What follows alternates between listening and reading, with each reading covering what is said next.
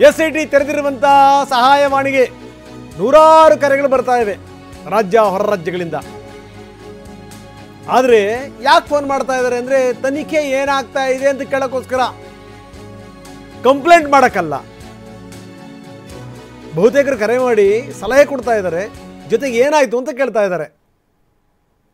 ಆದರೆ ಇದುವರೆಗೂ ಕೂಡ ಸಲ್ಲಿಕೆ ಆಗಬೇಕಾದಂಥ ದೂರುಗಳು ಸಲ್ಲಿಕೆ ಆಗ್ತಾ ಇಲ್ಲ.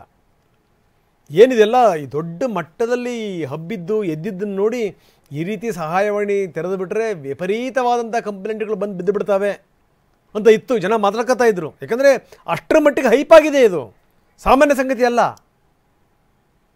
ಏನು ಬಿಡಿ ವಿಪರೀತ ಬಂದುಬಿಡುತ್ತೆ ಅಂತ. ಹಂಗಿಲ್ಲ, ವಿಪರೀತವಾಗಿ ಏನೂ ಬಂದಿಲ್ಲ. ಪದೇ ಪದೇ ಪದೇ ಪದೇ ಫೋನ್ ಮಾಡ್ತಾ ಇದ್ದಾರೆ ಜನ. ರಾಜ್ಯದವರು ಮಾಡ್ತಾ ಇದ್ದಾರೆ, ಹೊರ ರಾಜ್ಯದವರು ಮಾಡ್ತಾ ಇದ್ದಾರೆ. ಮಾಡ್ತಿರೋದು ಯಾಕಪ್ಪ ಅಂದರೆ ಏನು ನಡೀತಾ ಇದೆ ಅಂತ ಕೇಳೋಕ್ಕೆ, ಹಿಂಗೆ ಮಾಡ್ಬೋದಾ ನೋಡಿ ಅಂತ ಹೇಳೋಕ್ಕೆ. ಕಂಪ್ಲೇಂಟ್ ಮಾಡೋಕ್ಕೆ ಯಾರು ಕೂಡ ಮುಂದೆ ಬರ್ತಾ ಇಲ್ಲ.